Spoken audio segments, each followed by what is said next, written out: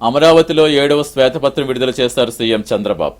ఇంధన వనరులు, మౌలిక వస్తువుల కల్పన వివరాలు శ్వేతపత్రంలో పొందుపరిచారు. శ్వేతపత్రంలో ఉన్న విషయాలు చంద్రబాబు వివరిస్తున్నారు. ఇప్పుడు ఆ లైవ్ చూద్దాం. ఒక ప్రాజెక్ట్ పూర్తవుతుంది. లాస్ట్ మైల్ కనెక్టివిటీకి గూగుల్ ఎఫ్సాక్స్ కూడా వచ్చింది. ఇవన్నీ పూర్తిగా అయితే టవర్స్ కార్పొరేషన్ పెట్టాం. ప్రాబ్లం ఉండదు, ఫ్రీక్వెన్సీ ప్రాబ్లం ఉండదు. ఇంకొక పక్కన ఈరోజు class rooms, digital class rooms, surveillance cameras ఇవన్నీ పెట్టి క్లౌడ్ కనెక్ట్ చేసే పరిస్థితికి వస్తున్నాం. ఇంకో పక్క ఎకనామిక్ మొత్తం దీనికి ఒక అథారిటీని AP economic cities promotion and development corporation పెట్టాం. జక్కంపూడి ఒక మోడల్ కింద 8.55 ఎకరాల్లో 6.45 లక్షల స్క్వేర్ ఫీట్ కనెక్షన్ అవుతోంది. ఇంకో పక్కన ప్రైవేట్ కూడా 6 వచ్చాయి. రాజమండ్రి, కర్నూలు. ఏపీసీఆర్డీఏ డెవలపింగ్ ఒక కన్స్ట్రక్షన్ సిటీ కూడా 140 ఎకరాల్లో, ఓర్వకల్లో ఒక ఫార్మా సిటీ వస్తూ ఉంది. ఇలాంటి డెడికేటెడ్ సిటీస్ ఎక్కడెక్కడ వస్తున్నాయో అవన్నీ కూడా ముందు తీసుకుపోతున్నాం. ఇంకా మీకు అందరికీ అమరావతి స్టోరీ మీకు అంతా ఐడియా ఉంది. నేను ఆ డీటెయిల్స్ అన్నీ మీకు ఇచ్చాను. Maximum employment, it is a model project for the, ఒక విధంగా చెప్పాలంటే రాజధానిలో టాప్ ఉంటుంది, దాంట్లో అనుమానం ఏం లేదు. ఇందులో అనేకమైనటువంటి యూనిక్ ఫీచర్స్ ఉన్నాయి. Green field, best iconic buildings, ఈరోజు లేటెస్ట్ టెక్నాలజీస్ అన్నీ వాడుతున్నాం. We wanted to make it this city pollution free. Will be electrical vehicles. All utilities will be underground. There won't be any utility you can see. Greenery and blue and green, maximum extent we are going. Even you say this will be the best city, not only in India, in the recent times all over the world. 3.5 million population kunnam. Naaku ఏమాత్రం అనుమానం లేదు, ఇది తొందరనే over cross అవుతుంది. ఇంకొక పక్క 2 million jobs రావాలని ముందుకు పోతున్నాం. ఇది ఒక మాటలో చెప్పాలంటే ప్రపంచంలో ఎక్కడున్నా ఎప్పటికప్పుడు మార్పులు చేర్పులు చేసుకుంటూ one of the best city కింద దీన్ని ముందుకు తీసుకుపోతున్నాం. దీనికి 50 ఫేజ్ 1కి అవుతుంది ట్రంక్ ఇన్ఫ్రాస్ట్రక్చర్. ఫేజ్ 2కి అనదర్ 50,000 కోట్లు అవుతుంది. ఇంత మునిపే నేను బైఫర్కేషన్ అప్పుడు చెప్పాను. రాజధాని కట్టాలంటే 5 లక్షల కోట్లు అవుతుంది. అదే సమయంలో 20 సంవత్సరాల గెస్టేషన్ టైం అవుతుందని బైఫర్కేషన్ అప్పుడే చెప్పాను. ఈ 51,000 కోట్లలో 40,000 కోట్ల రూపాయలు అవార్డు చేసి works are going on. 77% award ఇచ్చేసాం. పనులు కూడా ఎగ్జిక్యూట్ అవుతున్నాయి. 1375 ఎకరాల్లో గవర్నమెంట్ కాంప్లెక్స్ వస్తూ ఉంది. లేస్లెట్ వేస్తున్నాం. అదే మరిగా హైకోర్ట్, ఇంకొక పక్కన ఇవన్నీ సెక్రటరియేట్ ఇవన్నీ వస్తున్నాయి. ఈ సిటీ బ్యూటీ మీరు చూస్తే పెద్ద ఎత్తున 9 cities, 27 టౌన్షిప్స్, ఆల్ 9 cities కూడా ఎకనామిక్ యాక్టివిటీ కాంట్రిబ్యూట్ చేయడం. Walk to work principle 5 minutes, 10 minutes, 15 minutes principle పెట్టుకొని ముందుకు పోయే పరిస్థితికి వచ్చాం. ఇప్పటికే మీకు లీడింగ్ అన్నీ వచ్చాయి. VIT, SRM, Amrit universities, 8 schools, national, international. We're watching top 10 or 15 in the country. అదే మరిగా ఇంటర్నేషనల్ స్కూల్స్కి వెళ్ళడం. ఇంకొక పక్కన మీరు చూస్తే multi speciality hospitals, Prasad eye institute కానీ, all India institute of medical science కానీ, బసవతారకం, ఇండో యూకే హాస్పిటల్, ఇలాంటివన్నీ కూడా వస్తున్నాయి. ఎవరైనా ఉంటే ది బెస్ట్ క్వాలిటీ ఉండే hospital by invitation we want to call them. Amaravati will be a health hub. Ultimately human resources కి this will be a cluster, this will be a hub. 8 hotels, star hotels, ఇంకా ఎక్కువ ఇవ్వడానికి ముందుకు పోతున్నాం. కనీసం to start with 20,000 రూములు రావాలి. Ultimate గా 70,000-80,000 రూములు ఉండాలి ఇక్కడ. ఈ రోజు మీరు చూస్తే కొన్ని Singapore, they are having 50,000 rooms, 50 or 60,000 rooms. Dubai, it is almost all 1 lakh rooms. ఇండియాలో ఎన్ని రూమ్లు ఉన్నాయి? దుబాయ్లో ఉన్నాయి, ఒక సింగపూర్లో ఉన్నాయి, ఇంకొక పక్క టర్కీలో వాట్ ఇస్ దట్ క్యాపిటల్ ఇస్తాన్బుల్లో 1 lakh రూమ్స్ ఉన్నాయి. 1000 ఫ్లైట్స్ ఎవ్రీడే ఆపరేట్ చేసే పరిస్థితిలో ఉన్నారు. That is the economy. ఇంకొక పక్కన కన్వెన్షన్ సెంటర్ కూడా తొందరలో వస్తూ ఉంది. ఇవన్నీ కూడా మైస్ టూరిజం, ఇవన్నీ కూడా శాఖమూర్ పార్క్ ఇవన్నీ వస్తున్నాయి. R&Bకి వచ్చే కొద్దికి లాస్ట్లో Amaravati Anantapur green field express way clear చేశాం. 50% ల్యాండ్లో కాంపన్సేషన్ పేజీని కూడా 384 కిలోమీటర్ల స్ట్రైట్ రోడ్ 20,000 కోట్ల రూపాయలు పెట్టుబడి అవుతుంది. ఇంకొక పక్కన మొత్తం మన దగ్గర 2,164 కిలోమీటర్లు R&B రోడ్స్ అన్ని అప్గ్రేడ్ చేశారు. ఇది మొత్తం చూస్తే 6,058 కిలోమీటర్లు వచ్చేది ఇప్పటికీ. కానీ ఇంకా ఫర్దర్గా మనం మన ఏరియా వైజ్ చూస్తే ఇంకా ముందుకు పోవాల్సిన అవసరం ఉంది. ఇంకొక 11 రోడ్స్ నేషనల్ హైవేస్ తీసుకోమని చెప్పాం, 715 కిలోమీటర్లు. In principle national highway authority ఒప్పుకున్నారు. ఇంకొక పక్కన ఒంగోలు బేస్తవారిపేట రోడ్, ఇది 110 కిలోమీటర్లు ప్రకాశం జిల్లాలో. Malkangiri Sabbavaram road 280 kilometres Visakhapatnam. ఇవి కూడా అప్గ్రేడ్ చేయడానికి కోరాం. ఇవి కూడా వర్కౌట్ చేస్తున్నారు, టూరిజం ఇవన్నీ ప్రమోట్ అవుతాయని. మన రోడ్డుకు వచ్చే స్టేట్ హైవేస్ వచ్చే కొందికి 46,342 కిలోమీటర్లు ఇప్పుడుంది. ఇది ఒక 41,956 కిలోమీటర్లు ఉండేది. ఇప్పటికీ 10,691 కిలోమీటర్ల లెంగ్త్ ఆఫ్ రోడ్స్ ని 130 బ్రిడ్జెస్ ని శాంక్షన్ చేశాం 13,000 కోట్లతో. ఇవన్నీ కూడా ఆల్మోస్ట్ ఆల్ ఒక టైం బౌండ్ ప్రోగ్రాం ప్రకారం పూర్తి చేస్తున్నాం. ఇంకొక పక్క 1,100 బీటీ రోడ్లు ఉన్నాయి. దీనికి 1,600 కోట్లు ఖర్చు పెట్టి 2020కి R&B రోడ్లన్నీ బీటీ రోడ్స్ కన్వర్ట్ చేస్తున్నాం. ఇంకొక పక్కన స్టేట్ హైవేస్ అన్ని అండ్ మేజర్ డిస్ట్రిక్ట్ రోడ్స్ ఎక్కడైతే 2,000 వెహికల్స్ కంటే ఎక్కువ ట్రాఫిక్ ఉంటుందో అక్కడ డబుల్ లేన్ స్టాండర్డ్స్ కింద డబుల్ లేన్ రోడ్స్ చేసేదానికి ముందుకు పోతున్నాం. దీనికి 6,400 కోట్ల రూపాయలు న్యూ ఇన్ఫ్రాస్ట్రక్చర్ బ్యాంక్ నుంచి కూడా ఇన్ ప్రిన్సిపల్ ఒప్పుకున్నారు. అది వస్తే ఇది పర్ఫెక్ట్ గా పూర్తవుతుంది. ఇంకొక పక్కన PPP, CRF, EAP various methods లో ఈ హైవేస్ అన్ని ఇంప్రూవ్ చేస్తున్నాం. ఎక్కడైతే ట్రాఫిక్ ఎక్కువ ఉందో దాన్ని బేస్ చేసుకుని రికమెండేషన్సే కాకుండా కంఫర్ట్ కోసం, కన్వీనియన్స్ కోసం ఈ కార్యక్రమం చేస్తున్నాం. రైల్వే సేఫ్టీ వర్క్స్ కూడా రీప్లేసింగ్ ఒక 20 ROBC కంప్లీట్ చేశాం. ఇంకా మిగిలిన కూడా టైం బౌండ్ ప్రోగ్రామ్ ఇచ్చేవి కూడా కంప్లీట్ చేస్తున్నాం. రోడ్స్ అన్ని road numbering management system RMS ఇవన్నీ వర్కౌట్ చేస్తున్నాం. ఇంకొక పక్కన కమాండ్ కంట్రోల్ సెంటర్ కూడా IT CCC పెట్టి RMS, MIS works management system ఇవన్నీ పెట్టి GIS కి ఇంటిగ్రేట్ చేశాం. Automated network survey vehicle computerised తీసుకొచ్చి ఎప్పటికప్పుడు రోడ్స్ అన్ని మెషర్ చేసి క్లౌడ్లో ఆటోమేటిక్ తీసుకొచ్చి దాన్ని బేస్ చేసుకొని మెయింటెనెన్స్ కానీ దాన్ని బేస్ చేసుకొని మళ్ళా ఆ రోడ్ ఏ విధంగా వేయాలో దానికి కూడా ముందుకు తీసుకునే పరిస్థితి తీసుకొచ్చాం.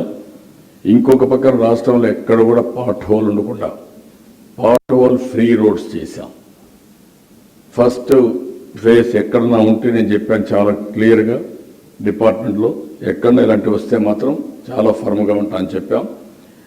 లాంగ్ టర్మ్లో ఇంకా ఇంప్రూవ్ చేయడానికి యాన్యుటీతో long term contract for maintenance ఈ 100 కిలోమీటర్లు ఈ 5 ఏళ్లు మెయింటైన్ చేయాలి, ఈ 5 ఏళ్లు మీకు ఇస్తున్నాం, ఎక్కడ పాట్ హోల్స్ స్టాండర్డ్స్ ఉండాలి, this is the standards we are prescribing, ఆ స్టాండర్డ్స్ మెయింటైన్ చేసేదిగా ముందుకు పోతున్నాం.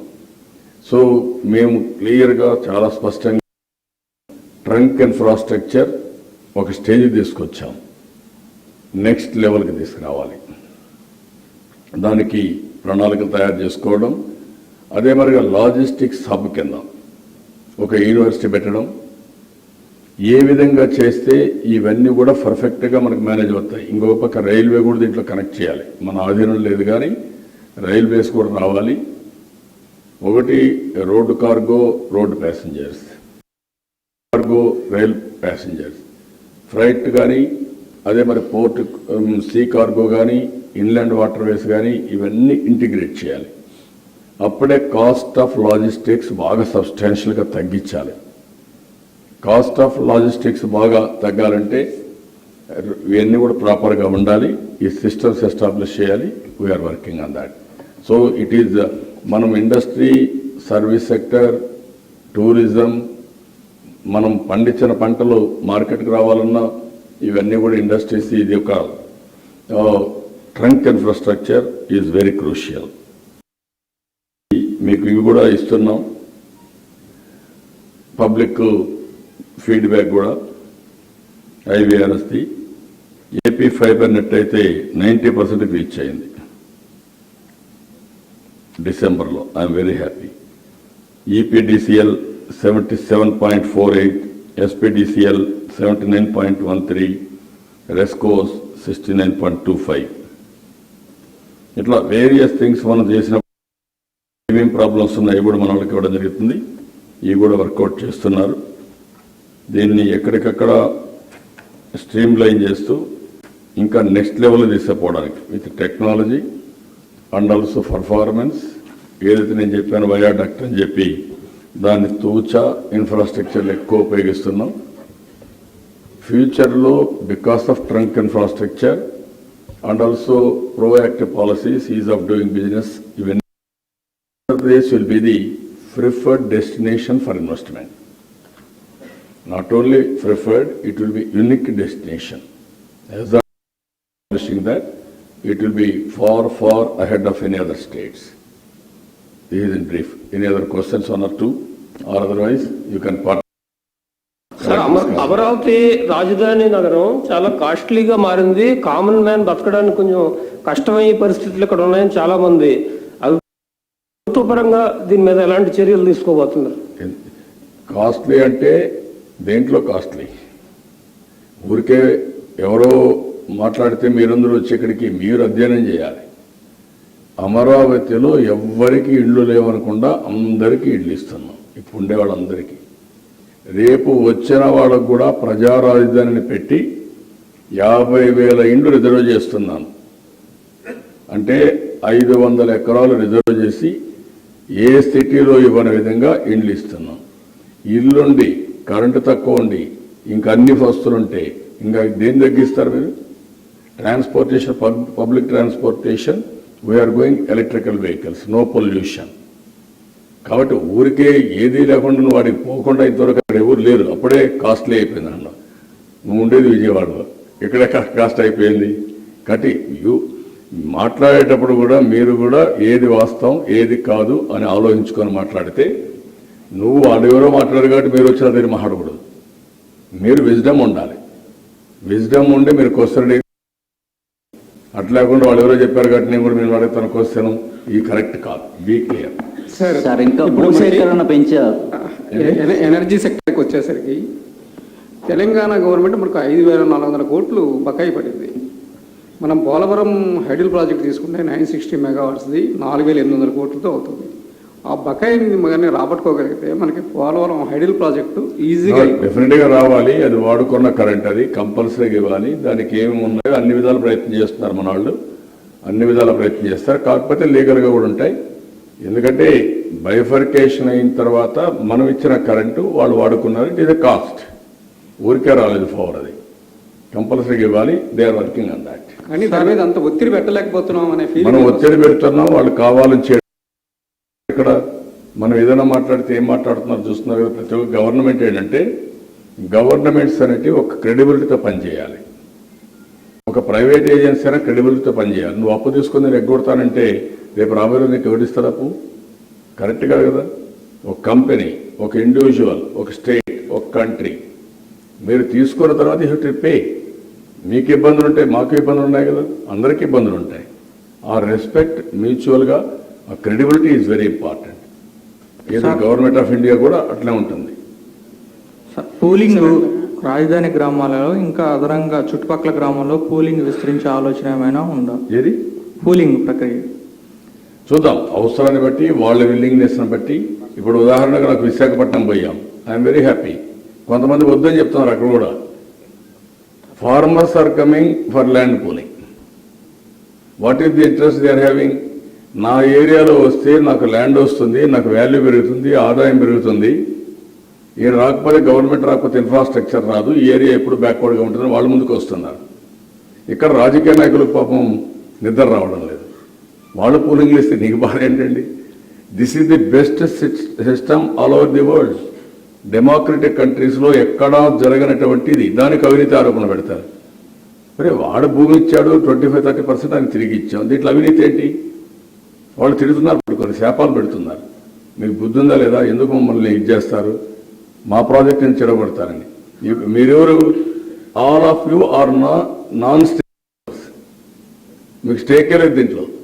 ఒక ఆయన హైదరాబాద్లో ఉంటాడు, ఒక ఆయన ఢిల్లీలో ఉంటాడు, ఇంకొక ఆయన ముంబైలో ఉంటాడు. ఇటు భూమి ఇచ్చిన పైన నువ్వు అవినీతి జరిగిపోయిందంట. భూమి ఇచ్చినోడు ఆనందంగా నేను ఇచ్చానంటే ఏం జరగలేదంటే కలకదు, నీకు తెలియదులే. What is this? ఇది బాధిత రాహిత్యం కదా. పిటిషన్లు పెడతారు, వరల్డ్ బ్యాంక్ పెడతారు. అంటే ఎక్కడికి పోతున్నారు మీరు? Where are you going?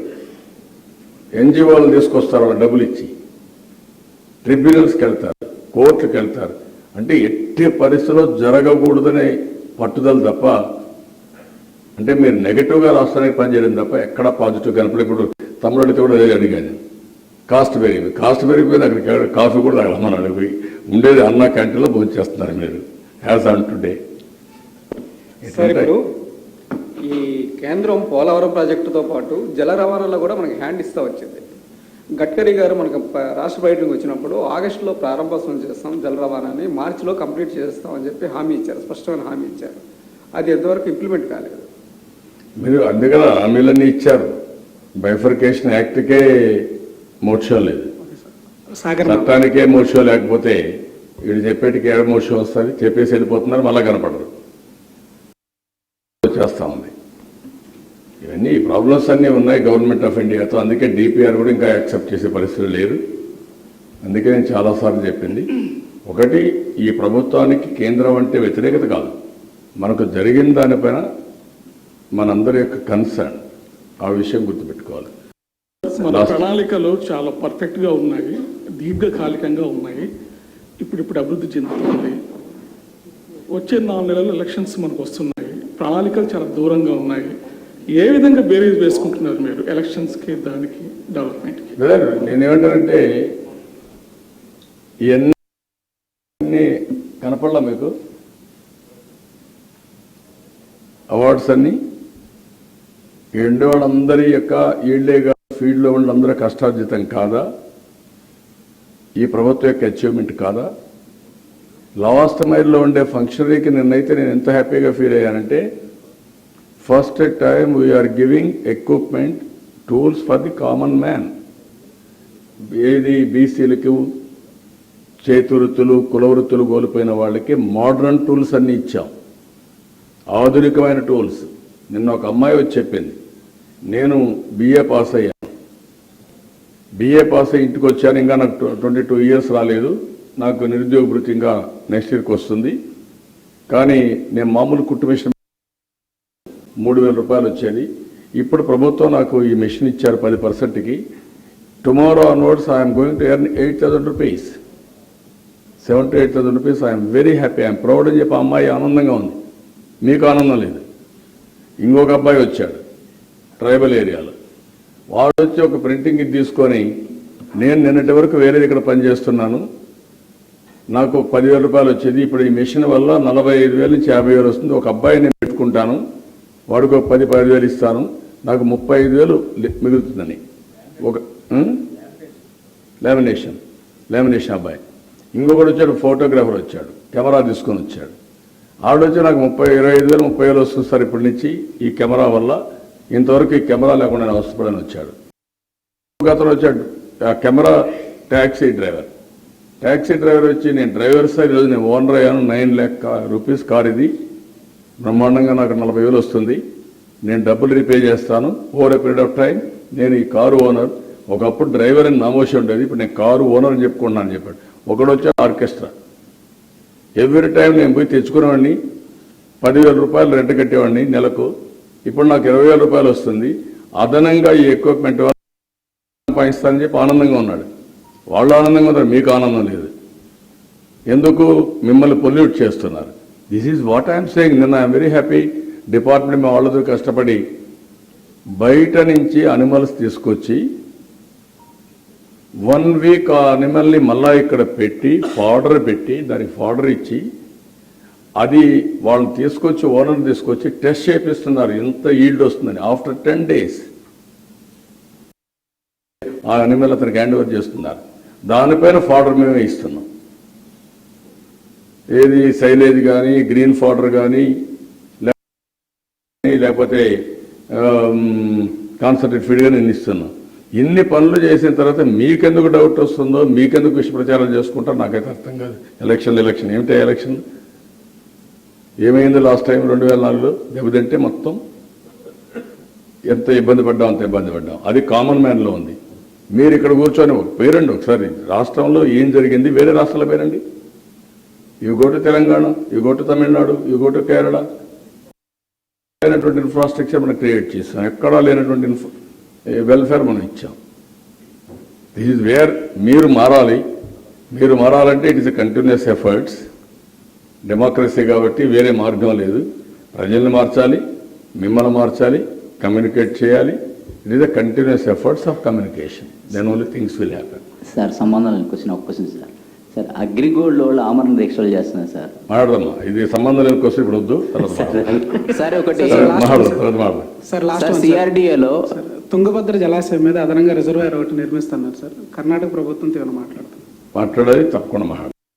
Sir ఎందుకంటే జల వివాదాలు మంచిది కాదు. ఇప్పటికే నష్టపోతున్నాం. అందరం కలిసి ఏ విధంగా వాటర్ను ఉపయోగించుకోవాలి. అందుకే కేంద్ర ప్రభుత్వం కూడా ముందుకొచ్చి రివర్స్ లింక్ చేయగలిగితే ఈ జల వివాదాలన్నీ పోతాయి. వాళ్ళు ఆ పని చేయడం లేదు. దానివల్ల ఇలాంటి సమస్యలు వస్తున్నాయి. Will fight, will work it out. సిఆర్డిఏలో చాలా ఇన్ఫ్రాస్ట్రక్చర్ కంప్లీట్ అయిపోయింది. ఈ హౌసింగ్ ఎప్పుడు స్టార్ట్ చేస్తున్నారు సార్ ఇవ్వడం? ఐఏఎస్ ఆఫీసర్లకు కానీ, ఎన్జిఓస్ కానీ, గజెటెడ్ ఆఫీసర్స్ కానీ వాళ్ళు రెడీగా ఉన్నారు ఆక్యుపై చేయడానికి సెక్రటేరియట్లో. 3,500 రెడీ అవుతానే వాళ్ళందరికీ ఆక్యుపెన్సీకి ఇస్తాం. Thank you. మళ్ళా మేము ఫాలో కావాలి. టైం అయింది, ఇంకా లేట్ అయింది.